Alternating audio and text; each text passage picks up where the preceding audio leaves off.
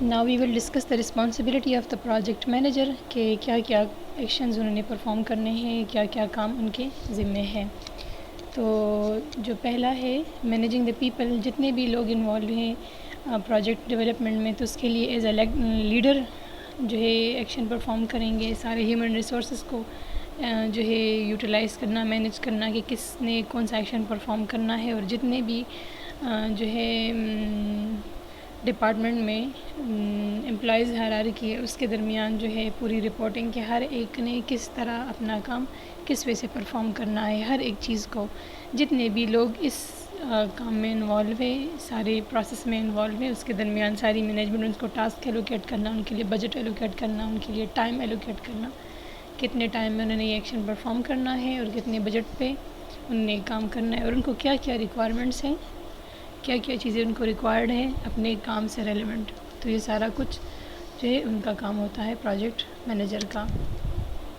پھر یہ managing the project, defining and setting up the project scope, project scope کو جو ہے سارا ڈیفائن کرنا کہ ہمارے پروجیکٹ کا جو ہے اسکوپ کیا ہے، کس طرح یہ کام پرفارم کرے گا، اس کے بنانے کا جو ہے مقصد کیا ہے، کیوں بنایا ہے، اور اس کی جو ہے یہ اپنا کام کس طرح پرفارم کرے گا۔ مینیجنگ پروجیکٹ مینجمنٹ ایکٹیویٹیز، ساری جو ایکٹیویٹیز جو پرفارم ہوتی ہیں ان کو مینیج کرنا پراپر وے سے، مانیٹر پروگریس اینڈ پرفارمنس، سارے پروگریس جتنا بھی کام ہو رہا ہے، جتنا بھی آگے پروگریس ہو رہا ہے، اس سے جو جتنے بھی کام ہو رہے ہیں کسی پروجیکٹ کے لیے، تو ساری چیزوں کو مانیٹر کرنا، اور پھر جتنے لوگوں کو مانیٹر کر رہے کام کو تو ان کے لحاظ سے ان کو گائیڈ کرنا، تو ساری ایکٹیویٹیز کو مینیج کرنا، اور پھر سارے پروسیس کو اس کو مانیٹر کرنا۔ پھر رسک انالیسس اینی فیز کے ہر ایک فیز پہ کیا کیا رسکس انوالو ہو سکتے ہیں، کیا کیا رسک رائز ہو سکتے ہیں، کیا کیا پرابلم ہو سکتی ہیں،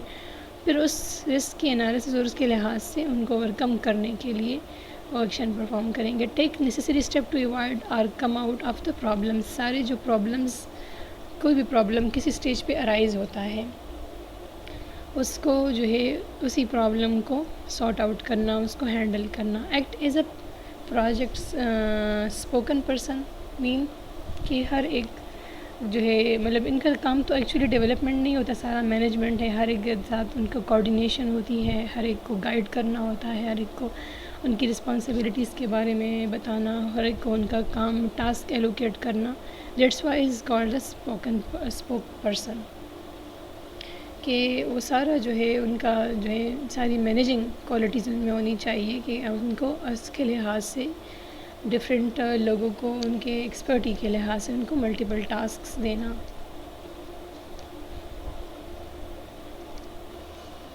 سافٹ ویئر مینجمنٹ ایکٹیویٹیز پر ہے۔ Soft where project management comprise of the number of activities which contains planning of the project, کسی بھی پروجیکٹ کو سٹارٹ کرنے کے لیے اس کی ریکوائرمنٹ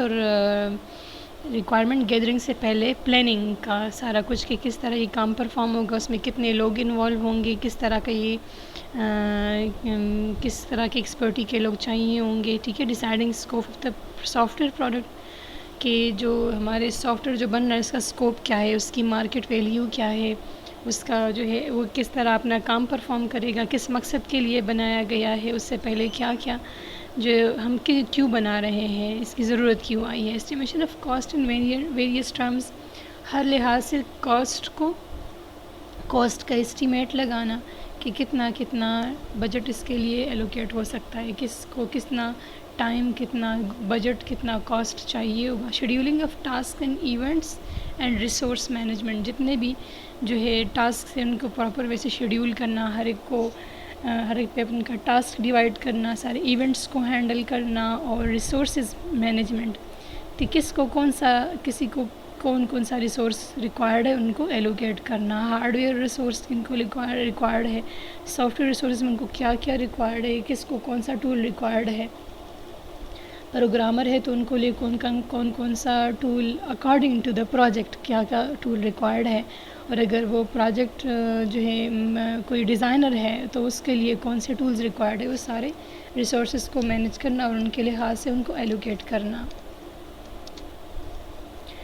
پھر ہے soft where project management activities میں includes the project planning, scope management and scope project estimation. project planning تو ہم نے ڈسکس کر لیا ہے. جس طرح ہم کوئی بھی پروجیکٹ بناتے ہیں, کوئی سافٹ ویئر بناتے ہیں, تو ریکوائرمنٹ گیدرنگ سے پہلے اس کی پلاننگ کرتے ہیں کہ ہمارا پورا جو ہے اس میں کس طرح کے لوگ انوالو ہیں, کیا کیا ٹولز انوالو ہیں, کس طرح ہم نے یہ کام کرنا ہے, کتنے ٹائم میں کرنا ہے, کتنا کاسٹ اس پہ آئے گا, کتنا ٹائم اس کے لیے دیں گے, کتنے لوگ انوالوڈ ہوں گے. اسکوپ ہے کہ اس پروجیکٹ کا اسکوپ کیا ہے, اس کے کیا کیا ایکشنز اس نے پرفارم کرنے ہیں, کس مقصد کے لیے یہ پروجیکٹ بنا ہے اور کیوں یہ بنایا گیا ہے. پھر ہے پروجیکٹ اسٹیمیشن میں پھر کاسٹ اسٹیمیشن بھی آئے گی, ٹائم جو ہے کتنا یا جتنے لوگ انوالوڈ ہیں, یہ سارے جو ہے پہلے سے ہم اندازہ کریں گے کہ ہمیں کیا کس چیز کی ریکوائرمنٹ ٹائم بائی ٹائم پڑے گی.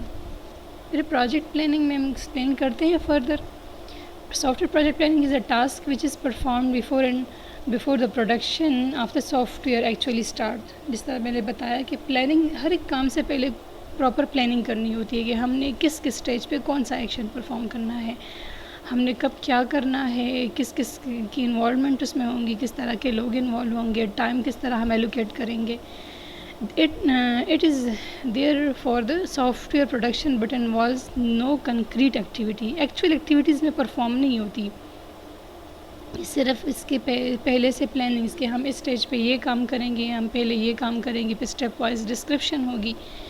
اس میں ایکچوئل پرفارمنس یا ایکچوئل ایکٹیویٹیز اس میں کوئی پرفارم نہیں ہوتی, ایکچوئل امپلیمنٹیشن یہاں پہ نہیں ہوتی. یہ پہلے سے جو ہم کام کریں گے اس کے پہلے سے ہم نے اس کو ٹائم ایلوکیٹ کرنا, اس کے لیے ساری جو ہے پہلے سے وہ کنڈیشنز دینا کہ ہم نے یہ کام کب کرنا ہے, کتنے کاسٹ پہ کرنا ہے, کتنا ٹائم اس کے لیے ریکوائرڈ ہوگا, کتنے لوگ ریکوائرڈ ہوگا, کون سے ٹولز ریکوائرڈ ہوں گے. تو ساری planning before the production of the product.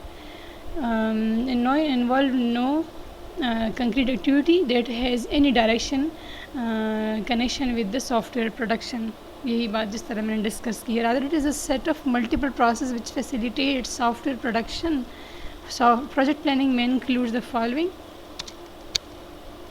Project scope management ہے پھر اس میں.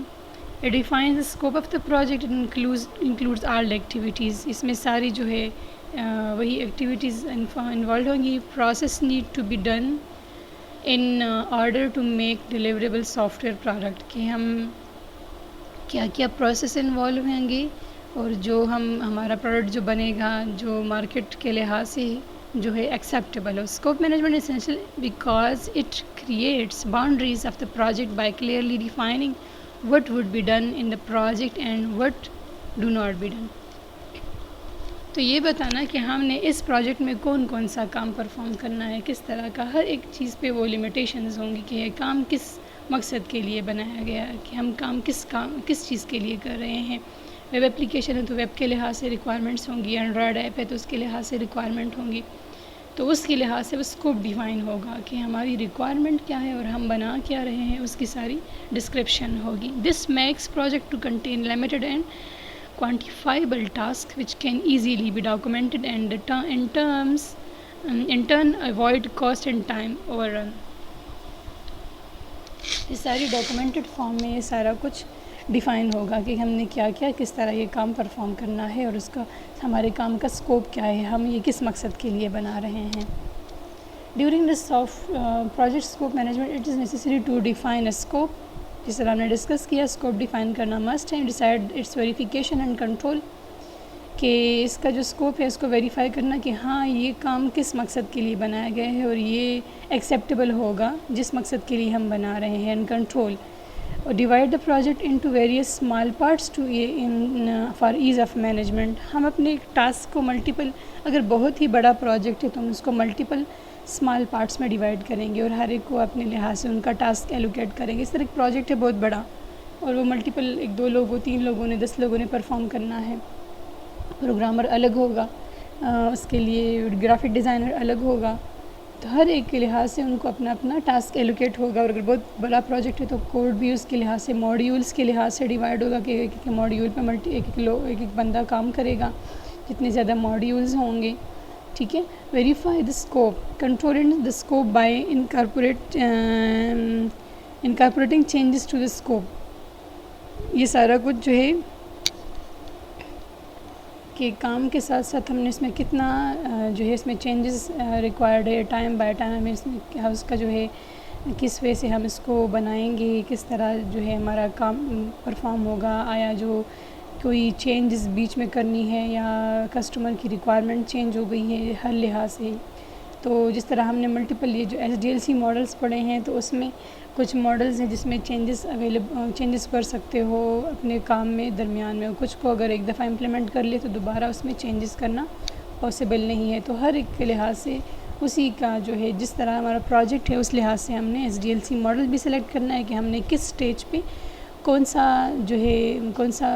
کام پرفارم کرنا ہے، اور ہم نے اس پروجیکٹ کے لیے کوئی بھی پروجیکٹ ہو اس کے لیے ہم نے کون سا SDLC ماڈل سلیکٹ کرنا ہے۔